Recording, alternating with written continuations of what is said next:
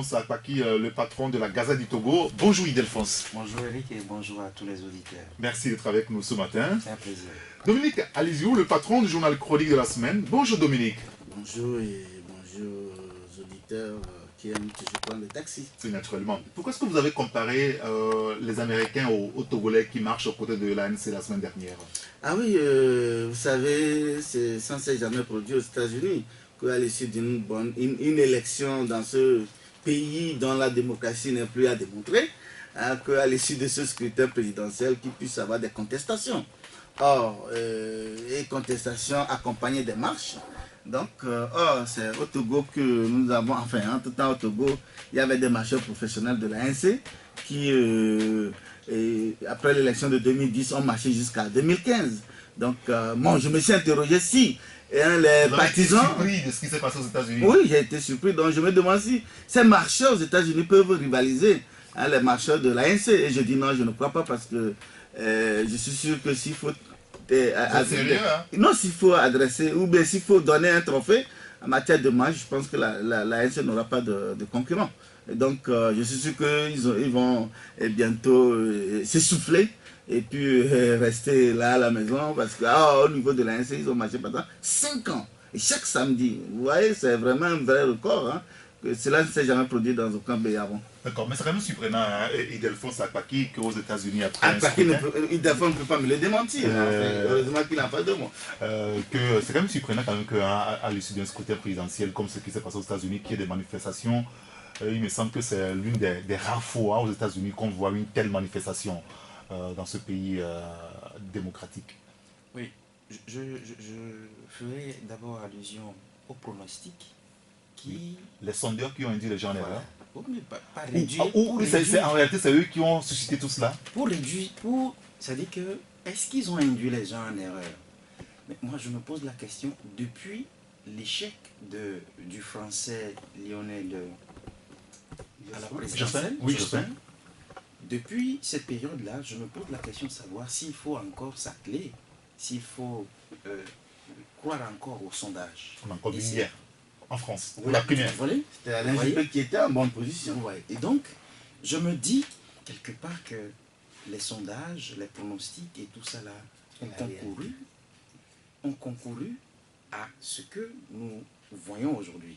Or, la réalité est tout autre. Je suis un tout petit peu peiné de me rendre à l'évidence qu'au soir même de la présidentielle américaine, Hillary Clinton qui avait de l'avance, à un moment donné, les choses ont basculé et puis voilà que Trump est devenu l'homme de la situation américaine. Très bien. Alors, si nous restons dans ce cadre-là international avec ce qui s'est passé en France hier, où, contre toute attente, il faut le préciser, François Fillon qui prend la tête, donc qualifié pour le second tour, accompagné d'Alain Juppé, et Sarkozy qui sort comme cela de la scène. Et comme le confrère Togo Matin l'a écrit dans son éditorial, on voit clairement que les gens sont très contents, hein, surtout en Afrique. Sarko, bon ou mauvais débarras. Vous avez suivi son discours hier? Ouais, déçu? Très déçu parce qu'il s'attendait pas à ça. Il n'est pas loin de dire un second retrait de la vie politique. Bon, vraiment, je pense qu'il l'avait déjà annoncé avant, et hier aussi il l'a encore annoncé. On s'interroge si vraiment cette fois-ci c'est la bonne et c'est la dernière retraite. Parce qu'au fait, les Africains doivent se réjouir parce qu'avec le mauvais rôle qu'il a joué dans l'assassinat de Muammar Kadhafi, et donc moi personnellement je l'avais dit, que d'ailleurs quand Hillary Clinton a été battue, j'ai dit ah, le sang de Kadhafi a empêché Hillary Clinton d'avoir accès à la Maison Blanche. Parce qu'elle était... Elle était celle par qui Sarkozy est passé pour bombarder jusqu'à aller tuer Kadhafi. Donc, parce que sans les Américains, la France ne pouvait pas du tout réussir son coup.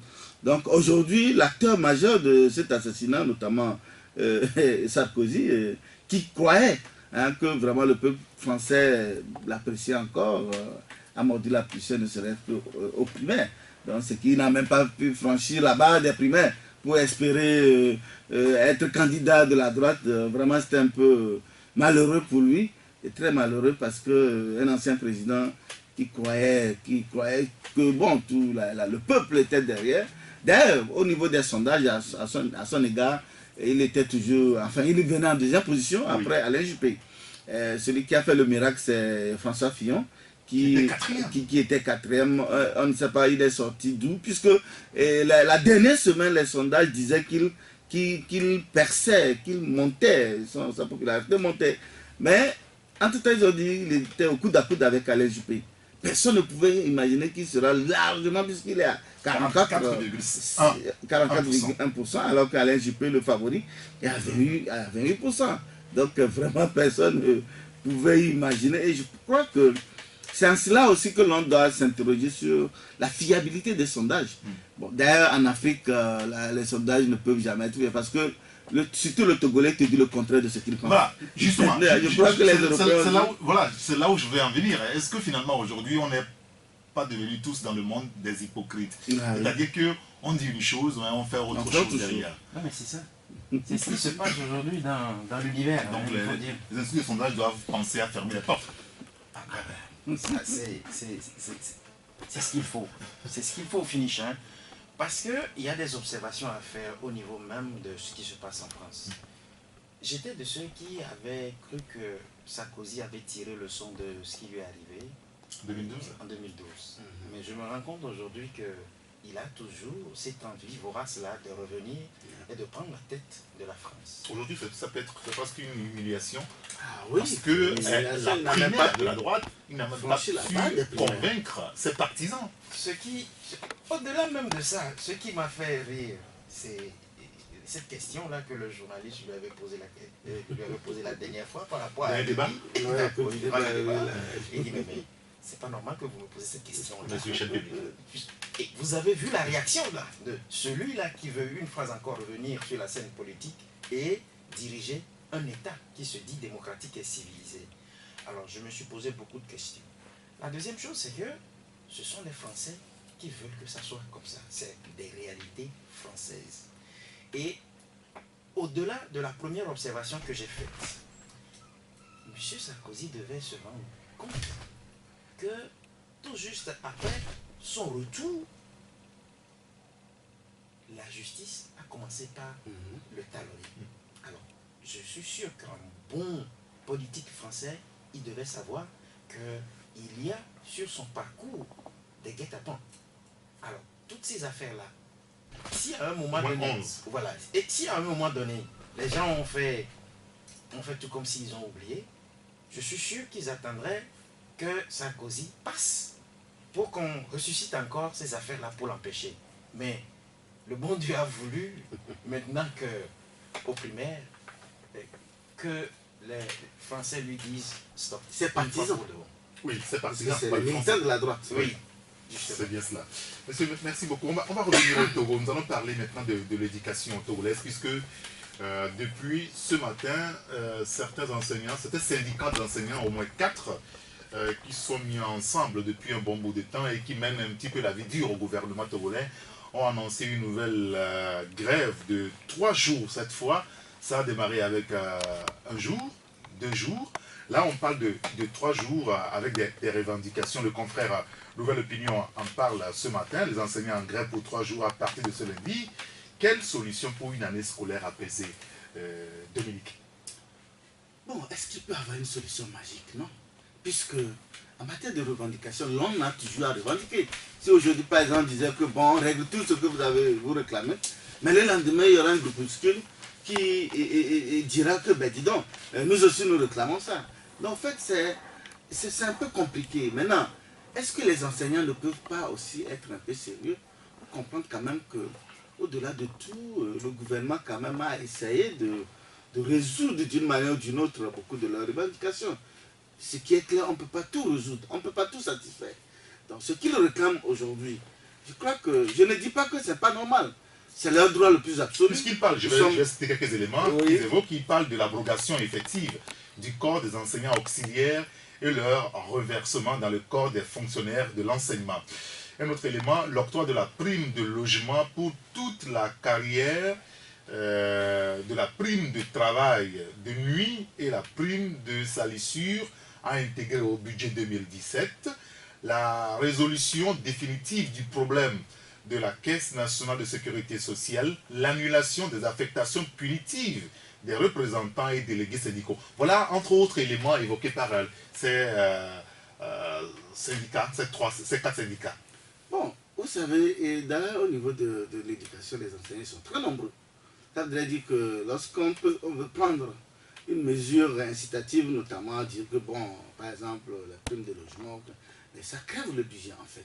Mais là n'est pas le problème, c'est leur droit le plus absolu de réclamer. Maintenant, est-ce qu'ils ne peuvent pas comprendre quand même que parmi leurs revendications, enfin, parce que c'est pas aujourd'hui qu'ils ont commencé à réclamer les choses, Oui. hein, dans un passé récent, ils ont obtenu beaucoup de choses.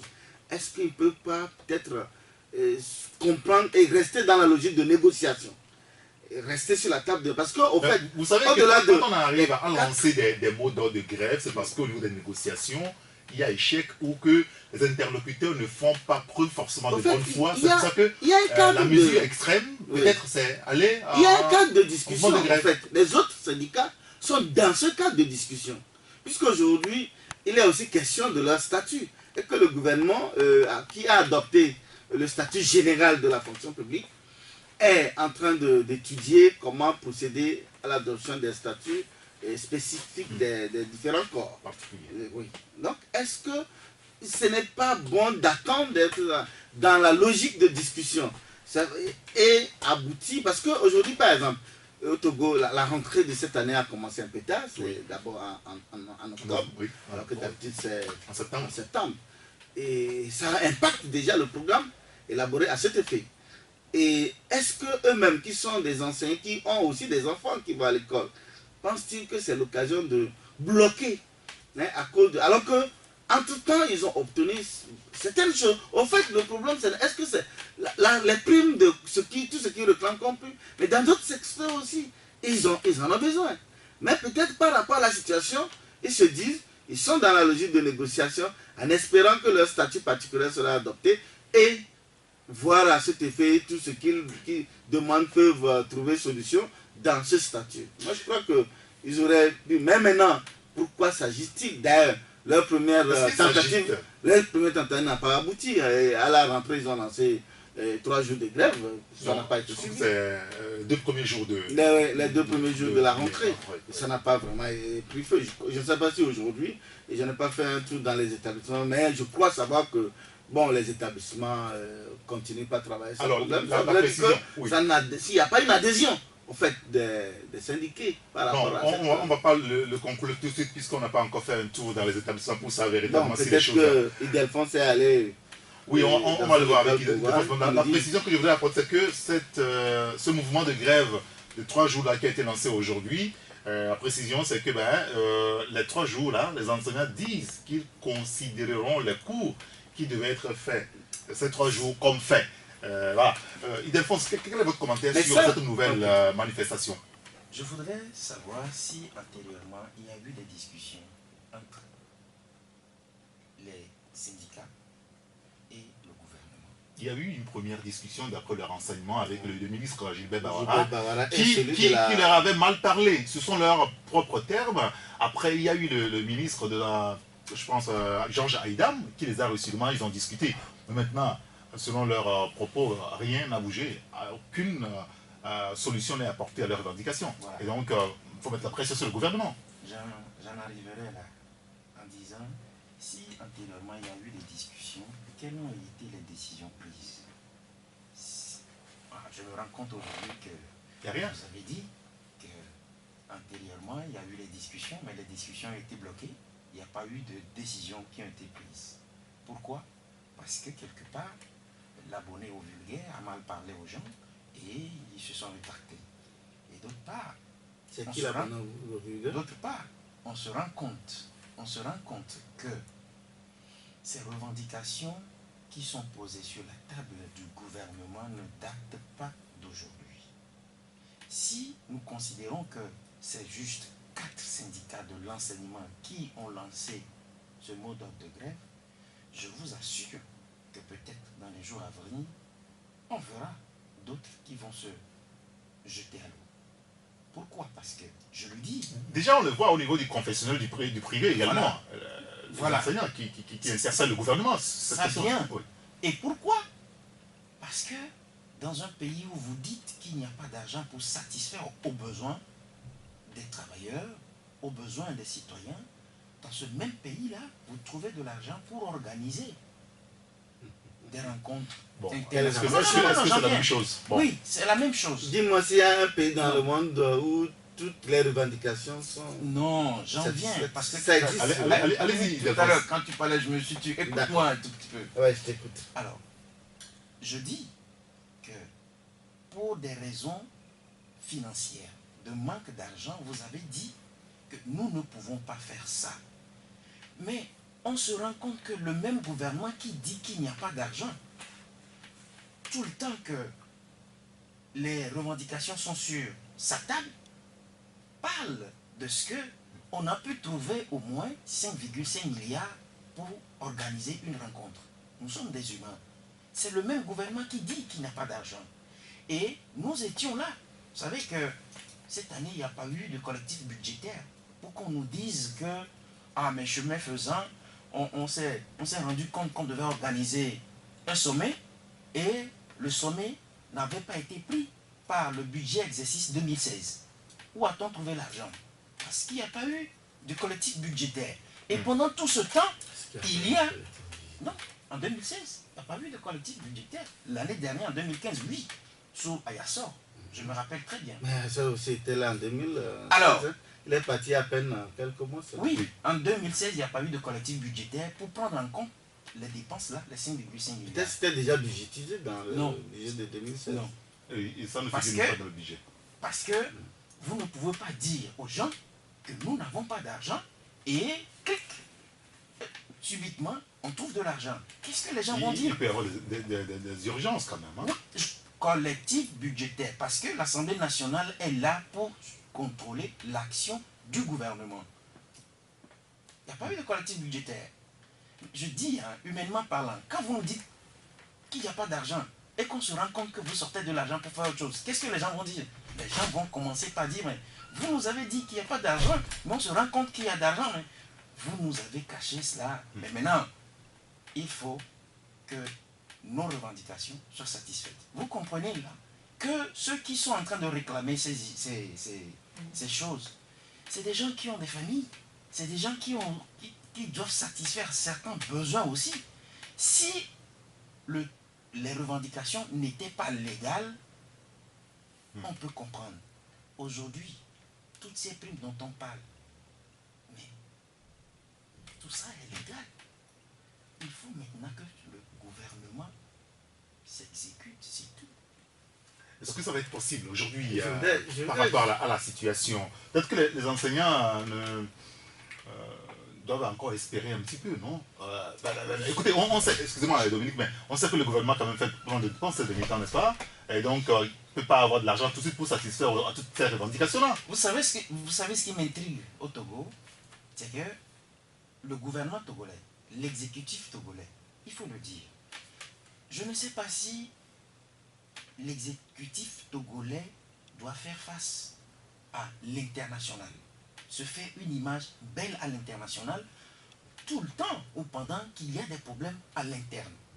Et moi, c'est la lecture que je fais des choses. Quand je vois que... Le sommet qui s'est passé ici, c'est pour faire les beaux yeux, les yeux doux, comme on dit, à l'international, Selon toi? à la communauté internationale. Dites-moi, oui. Ben, écoutez, on parle de la mer là. Dites-moi. On est à la côte. Hein. Dites-moi. Le Togo, c'est un Non, pays. dites-moi. C'est de la mer à la côte. Dites-moi, hein. Oui. On a parlé de la piraterie maritime. Mm. On a parlé de l'insécurité maritime. Et c'est tout ça là qui a fait qu'on a fait ce machin-là au Togo. Je me pose la question de savoir, qu'est-ce que nous mettons dans la piraterie maritime?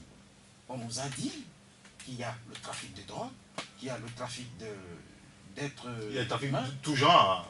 Bon, maintenant, tout part des côtes, tout part des douanes maritimes, où on a des douaniers, où on a des gardes-côtes. Où est-ce qu'ils se trouvent? Et qui sont les auteurs de ces trafics-là? Si tant est que on peut se permettre de prendre des bateaux là quittent quel port? Y a-t-il pas des gardes-côtes? Y a-t-il pas des douaniers? Donc c'est pour cela que nous, on doit plus réfléchir sur comment est-ce qu'il faut arrêter tout ça. qui en sont les auteurs d'abord, si ce ne sont ces gouvernants eux-mêmes? Bien. Dominique, on parle des enseignants en réalité. Non, mais c'est intéressant quand même ce qu'il dit. Par exemple, vous vous rappelez, il y a de cela 2 ans, le golfe d'Aden était infesté de pirates qui attaquaient, empêchaient tout bateau. Les Somaliens. Les Somaliens, c'était des Somaliens avec des pirogues rapides qui arraisonnaient des cargaisons, des bateaux. Mais tu vas me dire qu'ils sont d'où? C'est le gouvernement qui les a fabriqués, le gouvernement togolais qui les a fabriqués pour aller déposer dans le golfe d'Aden. C'est un phénomène mondial, au fait, la piraterie. C'est un phénomène, c'est des voyous bien organisés à travers le monde entier qui, ça n'a rien à voir avec un État qui veut... Mais attends, en tout temps, même, ça a commencé dans le golfe de la Guinée, avec des bateaux qui ont été arraisonnés par des pirates. D'autres ont été arrêtés au Togo, d'autres au Ghana, d'autres au Bénin et autres là. Donc c'est un problème, un phénomène réel. Il suffit juste de jeter un coup d'œil à la plage pour voir ces bateaux qui sont en rade. Et pourquoi ils sont là? Parce que le secteur est sécurisé et lorsque leur port d'attache est libre, qu'ils peuvent aller décharger le marchandise, ils filent vite pour aller décharger leur marchandise pour revenir se mettre en sécurité ici. Si le phénomène n'existait pas, est-ce que ces bateaux-là devaient rester là-bas? Non, je pense que c'est un problème réel. C'est comme le terrorisme, quand on parle du terrorisme. Si jamais on laissait, on se dit, bon, c'est rien, bon, c'est juste quelques bateaux qui sont... Mais si nos côtes ici, si le golfe de la Guinée est bloqué, mais c'est tout un désastre économique pour tous les pays côtiers. Donc c'est une nécessité, une urgence. Bien, revenons maintenant au débat. On parle des enseignants. Mais cette affaire-là, ce que les enseignants demandent, ça ne date pas d'aujourd'hui, ça fait un bon bout de temps. On aurait pu régler ce problème-là, non? Ne serait-ce qu'avant la rentrée. Eric. Il y a eu 2 discussions, enfin, notamment ce que nous sachions. On a discuté d'abord avec le ministre Gilbert Barara. De 2005. Après, Georges Haïdam. De 2005. On peut trouver une solution. De 2005 à nos jours. Pose-toi les revendications. Pose-toi la question de savoir les revendications que les enseignants et les syndicats ont posées sur la table. Et quelles sont les revendications qui ont été satisfaites? Mais tu ne vas pas me dire que depuis 2005 jusqu'à aujourd'hui, rien n'a été fait. Non, beaucoup de leurs préoccupations ont été prises en compte par le gouvernement. Je vous dis que les enseignants sérieux, honnêtes, vous le diront, comme de 2005 à nos jours, leur salaire a doublé. Justement, parce qu'à cause de leurs revendications qui ont été... Or, dans le même pays, il n'y a pas longtemps... Mais qu'est-ce qui est autant difficile pour le gouvernement? Je donne un exemple. Mais c'est de l'argent. Non, attendez. Est-ce qu'on va prendre le budget pour investir quand on dit, par exemple, dans la l'enseignement? revendication, annulation des affectations punitives, ça coûte combien à l'État d'annuler les affectations punitives? Qu'est-ce que l'on n'appelle pas affectation? À supposer que tu es un syndicaliste. Avant d'être syndicaliste, tu es un enseignant. Bon, or, l'enseignant est supposé être affecté partout, besoin se faire sentir. Si par exemple tu es un professeur de maths dans une ville, alors qu'à l'intérieur, dans un village, on a besoin d'un professeur parce que tu es syndicaliste, alors on va priver ce professeur nécessaire à l'éducation des enfants de la localité parce que tu es syndicat. Je crois que on sait comment ça se passe, de médicaliser. On va pas se blaguer, quoi. Non, je suis d'accord. On sait comment ça se passe environ. Je suis d'accord, mais c'est difficile pour X et pour Y de dire cette affection elle est punitive, celle-là n'est pas punitive. Juste parce que tu es syndicaliste, ou bien peut-être tu interviens dans les débats des syndicalistes, on t'affecte, tu commences pas à crier que ah oui, mais parce que j'ai fait une intervention la dernière fois, c'est pour cela. Non, je crois que la loi réglemente également, n'est-ce pas, le mouvement des représentants syndicaux. La loi réglemente tout ça. Justement. On ne déplace pas un représentant syndical. Mais je vous dis que parfois, c'est des gens qui sont peut-être qui sont actifs. Mais attention, on ne peut pas donc priver, à supposer que je suis même le responsable, le président ou le secrétaire général d'un syndicat dans une localité. Et il se fait qu'on a besoin d'un professeur de philosophie. Et je suis le professeur de philosophie. Et on va dire non, laissons ces élèves-là, ces enfants moisis sans professeur de philosophie. Parce que moi je suis syndical. En tout cas, je crois que c'est des revendications. C'est vrai, c'est leur droit le plus assuré. Mais quand même, ils doivent. Mais ce n'est pas pour cela qu'ils vont paralyser. Et j'allais dire quelque chose. Tu as posé la question tout à l'heure pour parler de qu'ils considèrent que les cours qui devaient être faits sera considéré.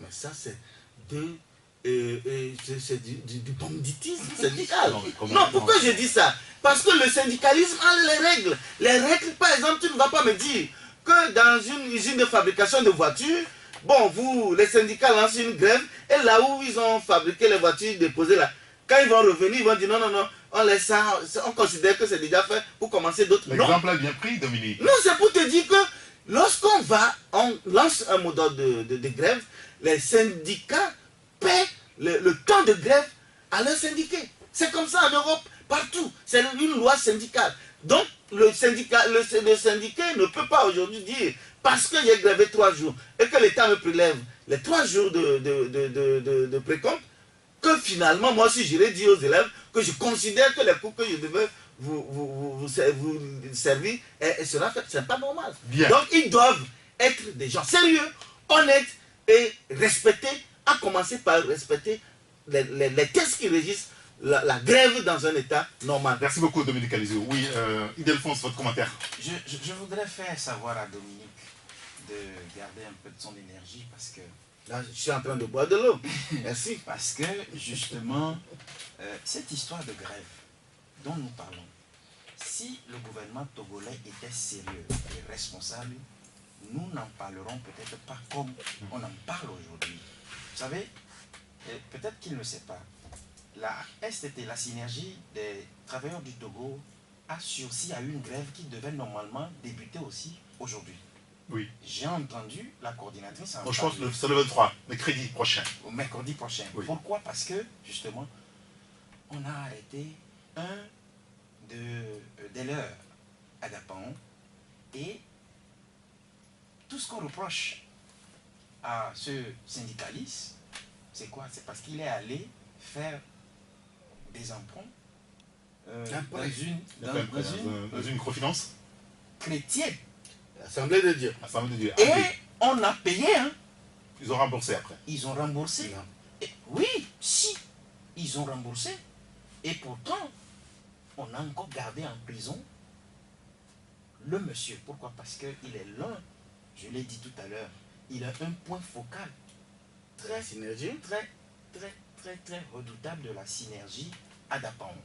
Ça, c'est juste pour te dire que ce qui se passe avec les enseignants, c'est rien. Peut-être que la semaine prochaine ou sur prochaine, les travailleurs vont aussi. Hein? Vous avez des échos par rapport à ça? Non, j'ai dit tout à Le l'heure. tiers syndicaliste. J'ai dit tout à l'heure que Oui, avec la STT, synergie la qui appelle STT, à... voilà. Oui, c'est évident. Et pourquoi? Parce que la synergie dit aujourd'hui qu'elle attend que la décision soit prise au niveau du tribunal de Kara, parce que demain... C'est d'abord de Kara. Non, on a ramené à Kara. Le dossier est ramené à Kara. Le dossier est ramené à Kara. Et il doit se présenter devant le juge. Donc, on attend juste la décision du juge demain pour voir... Il peut reporter.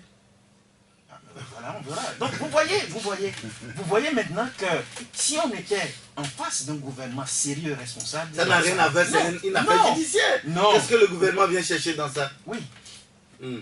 c'est le Va gouvernement... en prison, voir combien de gens croupissent peut-être pour des petites histoires dormies debout. Qu'est-ce que le gouvernement a les garder en prison? Je dis, si on était en face d'un gouvernement sérieux et responsable, on allait anticiper ces genres de crise jusqu'à ce niveau-là. Bien. Bon, moi, selon les informations que j'ai, Oui. il n'a pas remboursé. Oh. Donc, moi, je ne sais pas parce que c'est là Nous ce qui a avons circulé sur interrogé les réseaux la sociaux. coordonnatrice. Parce de qu'il l'info sur les aurait antennes. emprunté, je pense, 3 millions 200, quelque chose Oui, comme mais ça. quand il a été arrêté, après, Tout ça a été on a réglé. mobilisé les fonds pour payer la microfinance, puis après, la microfinance qui a retiré sa plainte, et malgré cela, il est toujours maintenu à la prison. Ça, c'est ce que la coordinatrice nous a dit ici, je pense, il y a une semaine et demie. Ok. Moi, je n'ai pas cette information. Parfait. Si c'est eux qui l'ont dit, ça veut dire qu'ils sont au parfum, ils sont dans le cœur de l'affaire. Donc, Pourquoi je te demande de garder ton énergie? non, j'ai toujours gardé mon énergie. Monsieur, nous allons marquer une pause. Juste après, on revient et nous allons parler de la pauvreté au Togo. Vous savez, cette affaire de ciment Dangote, là, ça crée je dirais de n'importe quoi chez les gens. Bon, on a le sentiment que le gouvernement ne les protège pas suffisamment, puisque le géant nigérien, lui, il veut vendre Ça tend de ciment à 66 000. Le gouvernement togolais leur demande de vendre ça à 81 000 comme les autres cimenteries au Togo. Et les Togolais ne comprennent pas pourquoi est-ce il faut faire la chose de cette manière-là. Même le passage de la ministre devant le député n'a pas su convaincre les Togolais dans leur grande majorité. On reviendra sur le sujet, puis nous parlerons également de la pression fiscale, un petit peu de l'OTR, si vous voulez. Merci Dominique, merci Ildefonse. On marque la pause, juste derrière on se retrouve après la pause pour le journal. Deuxième partie de Taxi Press avec Ildefonse Apaki, le patron du site la gazette du Togo.com, et puis Dominique Alizou, le patron du journal Chronique de la semaine. Et nous allons parler du ciment Dangote. On l'a évoqué dans nos éditions passées, mais le problème reste entier sur le tapis. Vous savez que depuis quelques temps, eh bien, le géant nigérien met à la disposition des citoyens togolais le ciment. Au début, on le vendait à 66 000 pour une tonne. Et au moment où au Togo, ici, entre-temps, c'est 80, 81, 82 000 par endroit où on vendait cela. Cela a été perçu comme un souffle nouveau au Togo, sauf que récemment, le gouvernement togolais a procédé à l'harmonisation de ces ciments au Togo. Et donc, Cimtogo et les autres cimenteries vendent le ciment au même prix que Dangote.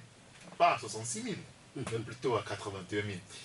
Comment est-ce que vous réagissez déjà, Ildefonse, par rapport à tout cela? Pour vous, c'est une preuve que eh bien, ceux qui dirigent le Togo ne veulent pas le bonheur des citoyens au moment où on parle du social? Je voudrais faire observer que nous sommes dans le mandat social de M. Faure Gnassingbé. Oui. Et bizarrement, celui qui... Le président Faure Gnassingbé. M. Faure Gnassingbé. Ce n'est pas monsieur, il est président de la Oui, République. Il est avant tout monsieur. Oui. Il est avant tout monsieur. Allez-y. M. Faure Gnassingbé. Alors, celui qui est chargé de mettre en application le social, je veux parler de M. Krasou, c'est l'homme, se trouve aujourd'hui au pied du mur.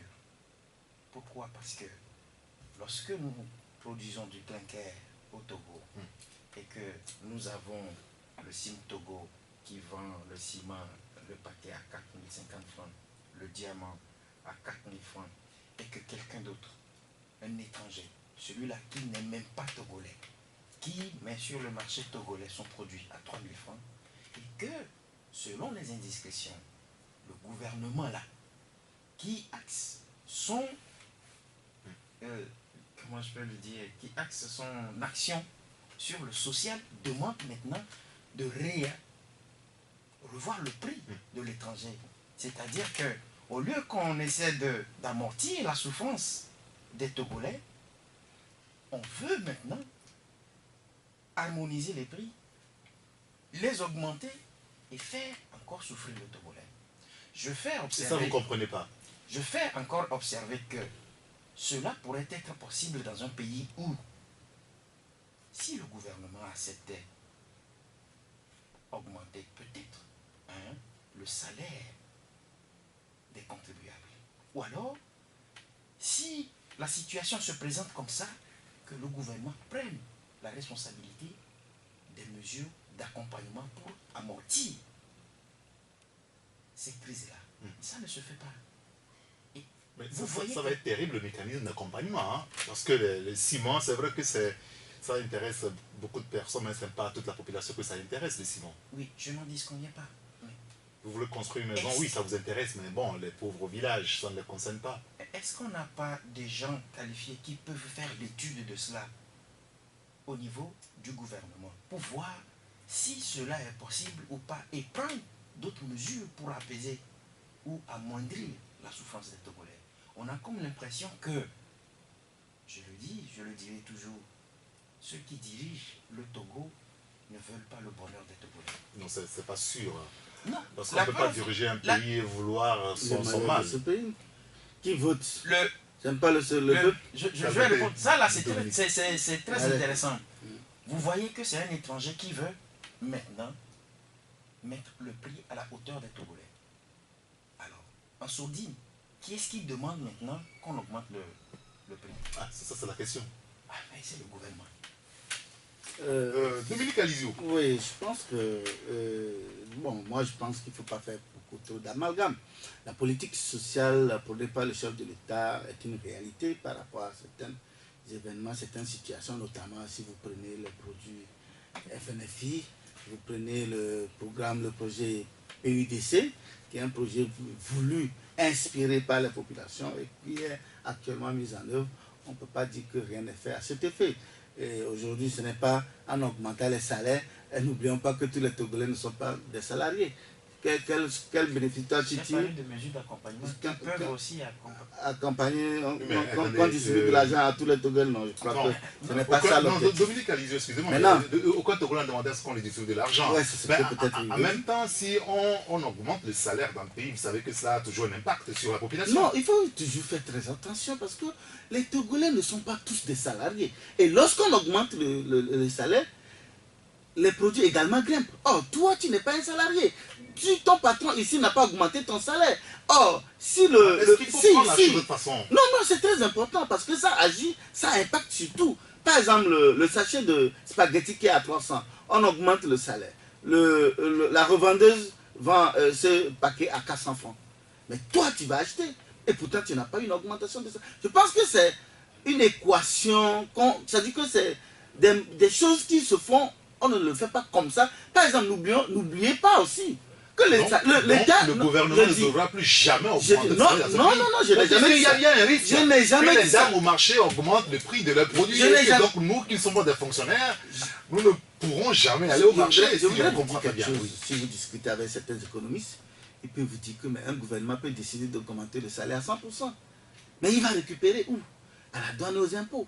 Et quand il récupère la douane aux impôts, ça réagit sur quoi? Sur tous les produits. Donc ça veut dire qu'il donne et par la main droite et il reprend par la main gauche. Oui. Mais donc l'État ne peut pas se permettre de créer ce gap parce que tout le monde n'est pas salarié. Ça c'est très important. Parce qu'il y a juste combien de salariés? À peine quelques milliers de Togolais qui sont salariés. Le reste des Togolais, non, chacun se débrouille dans son petit coin. C'est comme, comme quand on a augmenté le SMIC. Le SMIC, les collages dans les privés. Les collages ont augmenté. Pourquoi? Parce que l'enseignant, le fondateur dit, ben, je dois payer, le SMIC est passé de 28 à 35 000, donc je dois payer. Et donc, il est répercuté. Or, si tu as ton enfant au privé, c'est toi qui payes l'addition. Revenons sur le ciment. Le ciment Dangote. Le ciment, c'est vrai, c'est une... Qui a intérêt aujourd'hui à ce qu'on puisse le vendre cher? C'est une situation vraiment qui n'est pas du tout normale, que le ministère du Commerce doit revoir ça parce que, soit on libéralise le secteur. Parce que le prix pratiqué par les 3 sociétés au Togo, notamment Simtogo, Wassem, et ils sont 3 sociétés. Fortia, oui, je pense. Mais c'est l'État qui a fixé, qui a homologué ces prix-là. Alors il faut que vraiment... Maintenant qu'on veut jouer à la libre concurrence, en laissant les autres cimentiers de venir ou bien de couler leurs produits au Togo. Il faut pas encore parler de la libre concurrence. Non, en secteur, pour le moment, il n'y a pas la libre concurrence. C'est pourquoi l'État a fixé le prix. Donc l'État doit peut-être se désengager et laisser... Parce que ce qui est curieux que vous ne savez pas, vous savez combien on va l'attendre au Niger, la tonne de Simtogo? C'est 54 000. Et pourtant, au Niger, oui, je vais demander, vous allez voir. Et pourtant, on a pris le ciment chez nous, on a convoyé par des titans, enfin, des camions qui ont pris les frais de transport. Oui. Normalement, ça devait revenir plus cher. Mais c'est moins cher là-bas. Mais comment est-ce qu'on explique ça? Mais justement, puisque c'est l'État qui fixe. Maintenant, il faut que l'État se désengage. Donc, le gouvernement togolais sciemment fixe le prix à un niveau très élevé. Bon, et que d'autres personnes à l'extérieur ont accès à notre ciment. Sinon, à 54 000, comme vous dites. Les sociétés de cimenterie sont prêtes à revoir leur prix si l'État ne fixe pas le prix, si l'État n'homologue pas le prix. Donc, si c'est eux, bon, ils tiendront compte de leur, du coût. Et ils fixeront le prix selon le bénéfice, en tenant compte des concurrents. Parce que moi, j'ai un ami qui est dans l'import-export qui dit que lui peut importer le ciment de la Pologne et vendre la tonne à 60 000 par exemple. Ah oui? Et que lui va faire son bénéfice sans problème. Donc je crois que c'est un secteur maintenant que l'État doit, comme on a accepté que Dangote puisse venir, il faut alors ouvrir le secteur. libéraliser, permettre aux sociétés de fixer leurs prix. Et je crois que les bénéficiaires ne vont que se frotter les mains, c'est-à-dire la population. Oui, je suis très heureux qu'il a apporté de l'eau à mon moulin, parce que j'ai dit à l'intérieur, ceux qui gouvernent veulent ou bien appauvrissent le peuple. Non, Le ciment, Sur tout aspect, il n'est pas d'accord. je ne suis pas d'accord. le ciment, la tonne de ciment, est à combien vous avez dit tout à l'heure au Togo? Mais c'est 81 000, 81 000. La même tonne est à combien au Niger? Dominique le renseigné, 54 000, vérifie. Alors, 54 000. 54 000. Vous voyez la différence? Qu'est-ce qui... Ah, c'est plus bas que même pour le ciment Dangote. Oui, Hein. mais vous voyez que il vient de confirmer ce que je dis. À l'intérieur. À l'intérieur. Qu'est-ce que les Togolais ont fait pour ne pas avoir la tonne du ciment à 54 000, comme c'est le cas ailleurs? Et qui est-ce qui importe ce ciment-là à 54 000, si ce n'est le gouvernement? Non, ce n'est pas le gouvernement, c'est une société, c'est la société. C'est le Togo qui exporte son produit, ce n'est pas le gouvernement. Le gouvernement ne vend pas, mais le gouvernement a fixé le prix au Togo pour harmoniser. Au fait, quand on fixait le prix à 80 000, ils ont expliqué qu'entre-temps, il y a trop d'exportation vers l'extérieur et que le ciment, c'est vrai qu'entre-temps, il y avait une pénurie de ciment au Togo. Oui. Parce que le ciment était un peu moins cher ici et qu'à l'extérieur, exporter, ça revenait très cher. Donc, la politique ou bien la politique, c'était d'éviter que ce ciment... Togo nous a dit qu'il y avait des pénuries. Non. Non, actuellement, il n'y a plus de pénurie. Non, au moment où on parlait de pénurie sur les médias, je me rappelle, il y a eu une sortie des responsables de Sim Togo pour nous dire qu'il y avait eu des pénuries à leur niveau, qu'en réalité, il manquait de camions. Oui, mais Donc, Eric, les camions étaient... Mais moi, il dit qu'il y avait la pénurie sur le marché. Oui, bon, Eric, d'accord. moi, ce qui me dérange, Et à l'époque, c'était le ministre Aoumé du Commerce qui avait expliqué Ce qui que me c'était pour dérange. permettre que le ciment soit exporté vers l'extérieur. moi, ce qui me Maintenant qu'on Non, accepte mais la libre concurrence... laisse-moi aussi bon. parler un tout petit peu. Ce qui me dérange dans tout ça, c'est qu'avant de prendre langue avec Dangote, au cours même des discussions, est-ce que Dangote n'avait pas eu la présence d'esprit de dire, puisque là on est en affaire, de dire à ses vis-à-vis que lorsque je viendrai écouler ma marchandise sur votre territoire, voilà le prix. Est-ce que ça n'a pas été fait? Non, Là, sûrement. on est en affaire. Eh bien, pourquoi on exige à Dangote aujourd'hui de ramener le prix à celui dont le gouvernement tient maintenant? Et ce que je voudrais aussi ajouter à ton moulin, à l'eau à ton moulin, Comme d'habitude. comme d'habitude, mais au Nigeria, au Nigeria même où Dangote produit son ciment, le ciment est cher là-bas. Oui, mais Et vous savez C'est la pourquoi? règle. Bon, non, je ne sais pas, parce qu'au fait, le Nigeria, le naira aujourd'hui est en train de dégringoler pratiquement. Le naira n'est plus, le taux n'est plus élevé comme avant. Donc, le gouvernement, pour essayer de stabiliser la monnaie, selon certaines informations, mène la politique d'exportation pour avoir des devises. Et essaie de... donc, en fait, il y a cette politique. Et le gouvernement subventionne le ciment de Dangote. C'est-à-dire qu'en diminuant certaines taxes pour lui permettre d'exporter. D'accord, c'est une bonne chose. Maintenant, ça arrive à Lomé, au Togo, il faudrait donc que soit on le laisse vendre selon son, mais seulement ça crée un autre problème. Les entreprises, les sociétés de cimenterie vont perdre, vont fermer boutique parce qu'ils emploient des Togolais qui travaillent à Sim-Togo, Bon, à Sèvres, si déjà eux ils peuvent aussi ils reviennent donc exporter ces au produits et gouvernement. le vendre à 54 000 au Niger, s'ils le vendent ici 54 000, ils n'auront pas de problème aussi. Non, non, il y en a sûrement qui n'auront pas. oui, mais et qu'est-ce qui se passe aujourd'hui que la tonne soit à 80 À 000? 80, bon. C'est pourquoi je dis, il revient au ministre du Commerce de revoir vraiment le secteur, elle s'est déjà d'assainir exprimée, le secteur. Oui, devant Elle les s'est parlements, exprimée, on n'a pas pu donner des éléments, les députés étaient restés sur leur soin. Non, mais Vous vous rappelez? Oui, non, je vois. c'est sans rancune. Est-ce qu'elle a la capacité d'expliquer comme cela? Est-ce qu'elle a ces capacités-là? Comment elle n'a pas cette Est-ce que madame Vous voyez, la ministre... la ministre, non, soyons sérieux. Elle est vraiment Est-ce que madame nulle la quelque ministre part. maîtrise le... Elle est ministre du Commerce. Non, non, Ah bon? non. Donc il y a un autre ministre dans l'ombre ou bien caché quelque part. Non, je savez- crois qu'il ne faut Vous pas aller. savez, la première... Vous savez, Madame la ministre, première- c'est la première fois une que femme, j'ai- une brillante femme, hein, elle maîtrise son La secteur. première fois que j'ai entendu Madame Likizim parler de la hausse des prix pétroliers, les arguments qu'elle avait avancés étaient des arguments, excusez-moi le terme farfelu, qui n'avaient rien à voir avec le commerce. Alors, partant de là, j'ai toujours attendu, comme vous le dites aujourd'hui, que Madame la ministre passe pour mettre au parfum les Togolais sur ce qui se passe réellement pour que ce ciment-là. Et puis, je regrette que nous produisons du clinker là. C'est ce qui est en fait. Que nous produisons du clinker le au Togo. ciment Et que le ciment moins cher ici. Nous exportons d'ailleurs le clinker, nous exportons notre clinker vers le Burkina et vers le Ghana. Mais pourquoi maintenant tu ne voudrais pas que je dise que ceux qui dirigent cet État-là... Ça n'a rien à voir, c'est un secteur réglementé par l'État avant. C'est maintenant qu'on ouvre en acceptant Dangote d'arriver. Maintenant, il revient maintenant au gouvernement qui a accepté d'ouvrir le secteur, de l'ouvrir totalement, c'est tout. D'accord, très bien.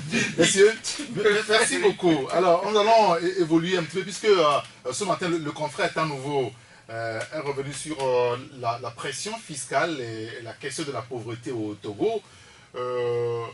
Est-ce que les opérateurs économiques continuent pas à fuir notre pays par rapport à l'OTR, Dominique?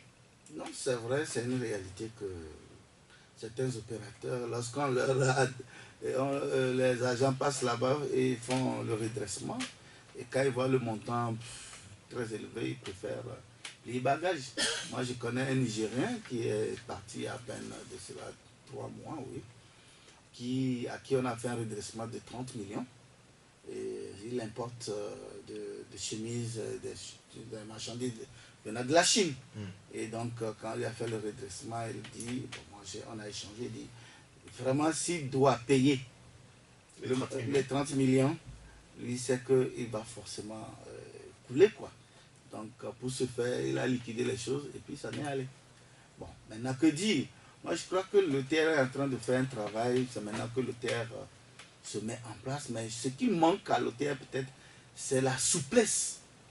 Enfin, je ne suis pas un économiste ni fiscaliste pour voir, mais je crois qu'à ce niveau, par exemple, la dernière fois, j'étais avec un expert comptable qui me présentait les taxes que nous payons. Vous savez que non seulement nous payons les taxes d'enlèvement d'ordures, chez nous, dans nos maisons, mais nous payons, que les entreprises payent encore à l'OTR. Et lorsqu'on... Puisqu'ils font du boulot. Oui. Bon, ils expliquent que lorsqu'on enlève nos ordures de nos maisons, on va déposer quelque part. Et de là aussi, on les transporte pour aller enfouir ou bien, bon, encore plus... La décharge finale, donc ça revient un peu cher. Et seulement lorsque vous faites, par exemple, le point sur les taxes, mais tu te retrouves... il me montrait, j'étais pratiquement à 105 000. Alors que il n'y a pas encore l'imposition sur le chiffre d'affaires. Donc, je crois que le TR doit vraiment revoir... parce qu'il ne sert à rien d'être trop rigide et laisser les gens partir. Puisque quand ils partent, l'opérateur dont je dis qu'il est parti, non seulement il n'a rien payé, ça veut dire que le TR n'a rien empoché comme un fonds. Or, si peut-être c'était souple, ou c'était... On voit tes activités. Je pense que les agents parfois font un travail trop mécanique. Peut-être qu'ils ont des éléments, ils descendent les chiffres, ils disent bon, tu nous paies tel. Mais ils ne tiennent pas compte de la capacité de cette entreprise ou bien de cet opérateur à payer. Mais parce que si vous vous rendez compte que par rapport à ce qu'il a, sa capacité, il ne peut pas tenir, et vous lui dites que de payer, c'est que soit vous lui dites de partir, soit vous lui dites de faire. Donc je crois qu'il fait un travail formidable parce que c'est maintenant qu'ils se mettent en place et ils sont en train de... Mais je crois que... Ils doivent, non, ce n'est pas facile parce que c'est une machine... parce que c'est au fur et à mesure qu'on corrige, qu'on voit quelques lacunes et qu'on corrige. Donc il n'est pas exclu que cela soit fait ainsi. Le confrère à nouveau a été un peu clair dans ce qu'il a écrit. Oui, le TR qui asphyxie notre économie et crucifie le peuple togolais à la fin. Pas aussi, ça dit le titre n'est pas... Non, c'est trop sévère. Vous savez que j'ai du mal à comprendre le gouvernement togolais par rapport à ce genre de situation, de problème. Pourquoi? Parce que on n'a jamais eu de reddition des comptes. Jamais. Et je le dis parce que il faudrait une explication de la politique fiscale togolaise pour que tout le monde sache que dès la mise sur pied de l'OTR, voilà ce qui se fera. Parce que de l'autre côté, lorsque vous asphyxiez, et là, je dis aussi asphyxie, hein, lorsque vous asphyxiez les populations, lorsque vous asphyxiez les opérateurs économiques, le résultat c'est quoi? C'est que ces opérateurs économiques qui ont créé des usines ici, qui ont des sociétés ici, qui ont engagé des Togolais, lorsque l'OTR va se mettre à les asphyxier, ils seront obligés, comme certains le font aujourd'hui, de fermer. Alors le personnel sera congédié. Le taux de chômage augmente. Alors, il faut nous expliquer cette politique fiscale-là qui, partout vous passez maintenant à Lomé, ah c'est l'OTR, c'est l'OTR, c'est l'OTR. Bon, il y a aussi des exagérations, hein. Les gens profitent. Par exemple, j'étais allé dans un hôtel, et je dis, ben, pourquoi vous avez augmenté les... On dit l'OTR, je dis, non, vous aussi. C'est pas parce que l'OTR est là que vous allez augmenter vos prix de vos chambres. Donc, je pense qu'il y a des... Avant, l'OTR, il y avait les impôts. Ils payaient les impôts, ils payaient les taxes. L'OTR, ce n'est pas une nouvelle invention. C'est juste c'est structuré et réorganisé, c'est tout. Sinon, les gens font croire qu'avant, il n'y avait pas ça et c'est maintenant. Avant, on payait les impôts. Oui. Pourquoi avant, on payait les impôts, il n'y avait pas ces impacts-là que nous constatons. Avant, il y avait aussi des redressements fiscaux, il y en avait aussi. Que nous constatons aujourd'hui, c'est parce qu'il y en a trop aujourd'hui. Avec la démonstration là que je viens de faire, est-ce que vous avez une idée du taux de chômage au Togo? Non, il n'y en a pas. Les chiffres ne sont pas. Il n'y en a pas. Pourquoi? Réels. Et dans le même temps, on nous dit qu'il y a une politique de création d'emplois, on nous dit qu'il y a une politique de développement à la base, et au même moment, la cherté de la vie, et puis les choses. La cherté de la vie, il faut sortir pour voir que j'étais au Togo, c'est encore mieux qu'ailleurs. Hein. Aujourd'hui au Togo, tu prends encore 500 francs, tu peux manger, mais tu ne peux pas faire la même chose ni au Bénin, ni au Burkina, ni au Ghana ici. Tu sais, il faut sortir pour voir. Je me mets dans ma peau et je rougis des fois. Quand je dis, ou quand je me rends compte que les richesses togolaises peuvent être partagées à tous les Togolais.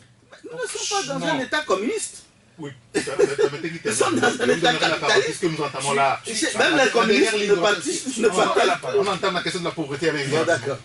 Et qu'on nous dise, moi je sais que le Togo a des richesses qui peuvent générer et permettre aux Togolais d'être à l'abri de tout ce que nous relevons aujourd'hui. 1, 2. Dans le même temps, lorsque vous êtes un dirigeant et que la loi vous oblige à marquer certains pas et que vous ne le faites pas, le pays sera en déconfiture comme nous le voyons aujourd'hui. Quel pas? Lorsque, dans la démarche là, lorsque l'article 74 fait obligation sur tout l'État de se présenter devant l'Assemblée nationale, une fois l'année, pour faire l'état de la nation, parce que tout ce que nous relevons aujourd'hui, là, ces difficultés, ça fait partie de ce que le chef de l'État ira dire aux élus du peuple. Lorsqu'il ne le fait pas, lorsque les ministres sont interpellés par la même représentation nationale, et que parmi eux, on se rend compte qu'il y a des super ministres qui ne sont pas présents. La dernière fois, non, madame ou mademoiselle Lawson Sina n'est pas allée jusqu'aujourd'hui. Non, je suis sérieux dans ce que je suis. Oui, si on est d'accord. Lorsque les choses se passent dans un état où on dit qu'on a un responsable. Elle a expliqué qu'elle a un calendrier. Qu'est-ce que ça veut dire? Et qu'elle promet. Allez, elle a dit qu'elle ne bouge pas. Elle va aller, mais pour le moment, c'est comme entre-temps. Ayassor, on l'a interpellé, il était un peu indisposé, il avait beaucoup de... Mais quand il a eu le temps, il est allé. Donc je crois la question de forcément, elle va aller. Aujourd'hui, nous savons qu'il y a le ministère du Développement là-bas. Selon nos informations, la ministre Tomega devrait être au Parlement, probablement demain aussi, pour répondre à certaines questions des élus du peuple. Nous allons confirmer cela quand même. est-ce que la question de pauvreté semble trouver une solution au Togo, Dominique Alizio? Il y a beaucoup de programmes finalement mis en place par le gouvernement togolais, beaucoup de programmes qu'on renouvelle chaque année, et ça prend des noms différents, c'est vrai, mais est-ce que le mal ne demeure toujours pas? Est-ce qu'il est possible que tu me dises que dans un pays tel, le problème de la pauvreté est résolu à 100%? Nulle part. Et quand il disait tantôt qu'il y a beaucoup de richesses qu'on pouvait l'exploiter et partager au Togolais, j'ai dit, mais d'abord, nous ne sommes pas dans un État communiste. Même les communistes aujourd'hui ont abandonné ce socialisme, ce partage-là, pour être dans le capitalisme. Et dans quel capitalisme sauvage, d'ailleurs, s'il faut le dire. C'est ainsi est fait le monde actuellement. Nous sommes dans un capitalisme sauvage où il n'y a pas de pitié pour ceux qui s'enrichissent de s'enrichir. Mais vous prenez un pays comme les États-Unis où Bill Gates a près de 70 milliards de dollars. Mais dans le même pays, aux États-Unis, les gens ne se trouvent pas à manger. Vous allez dire, quel contraste. Donc, vous voulez applaudir c'est pour dire, non, je n'applaudis pas ça, j'ai dit le monde est ainsi fait. Maintenant, revenons à la réalité du Togo. Je crois qu'il n'est pas possible que le gouvernement dise aujourd'hui que je peux résoudre à 100% le problème de la pauvreté. Mais c'est des actions qu'il faut mener pour réduire mais justement, quand on pose la question, est-ce que les actions proposées par le gouvernement aujourd'hui font leur preuve, ont des effets sur les populations? Donc, forcément, puisque si je prends par exemple les produits FNFI, oui.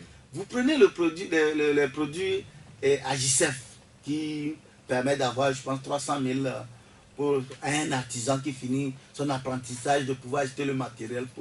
Imaginez-vous, dans un passé récent, ces apprentis ou ces artisans, après leur formation, tourner en rond parce qu'ils n'ont pas le minimum pour acheter le matériel et commencer le travail. Mais aujourd'hui, c'est une réalité. Vous allez me dire que celui-là qui aujourd'hui a pu s'acheter une machine, pour commencer par, bon, il a fini, il a fait la couture, il a fini, il n'avait pas l'argent, mais pas sur le programme, il a pu s'acheter une machine, il a commencé par travailler. Mais au moins, il s'en sort d'une manière ou d'une autre. Mais cela, autant ne règle pas en totalité le problème de la pauvreté. Mais il s'en sort par rapport à la précarité dans laquelle la personne était. Vous prenez par exemple Agricef, où les gens ont des surfaces cultivables, ils n'ont pas les moyens pour assister. D'abord pour avoir des méthodes pour l'aider à déchiffrer son champ ou sa superficie qu'il a, ou n'a pas les moyens non plus pour acheter les intrants. Qu'est-ce qu'il peut? Il ne peut rien.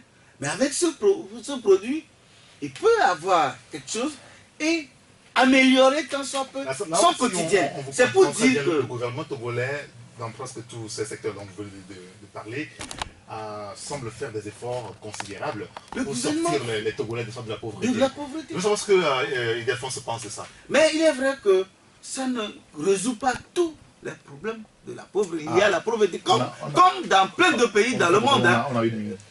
Allez-y. Tu auras parlé, me donner le taux, un taux. Hein, je serai satisfait.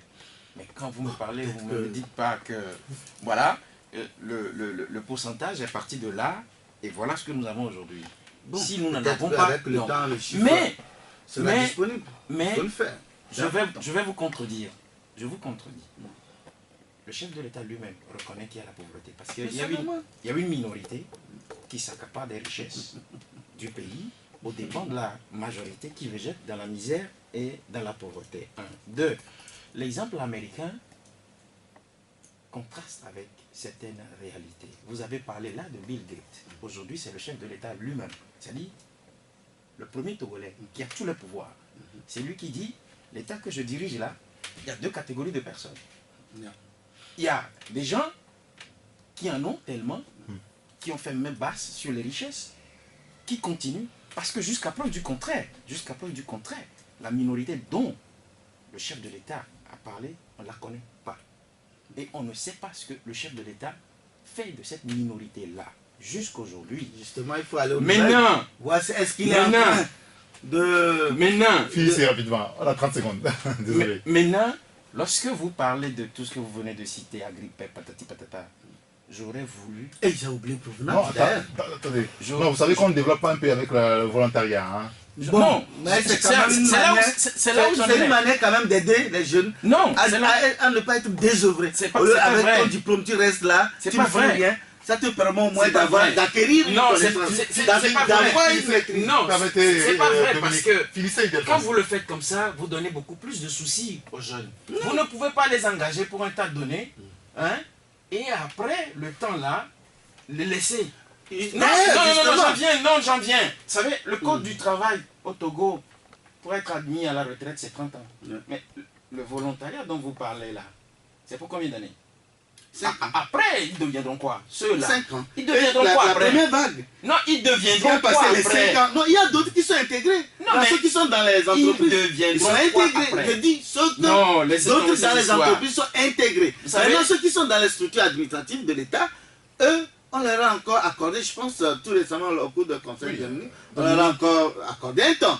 Le temps pour eux de mieux s'organiser. Dominique, moi je D'accord, vois. très bien. Dominique, Monsieur, je ne même refuse les pas. temps, on va arrêter. Donnez-nous un chiffre de ce que Mais vous faites moi, comme je n'ai travail. pas de si tu es journaliste, peut-être va aux nouvelles. Va au ministère des Finances, peut-être tu trouveras le temps. Messieurs, on va devoir s'arrêter là pour aujourd'hui. Merci beaucoup, Ildefonse Merci Abaki. Eric. Je rappelle que vous êtes le patron du site La Gazette du Togo.com. Merci beaucoup à Dominique Aliziou, le patron du journal Chronique de la semaine. Qui a monopolisé la parole. Non, tu as beaucoup parlé aussi. Hein. Jacques Prospera sur la rédaction. Appelez-moi Eric Gatton. On se retrouve demain pour une nouvelle aventure sur la radio Taxi FM. D'ici là, portez-vous bien. Au revoir.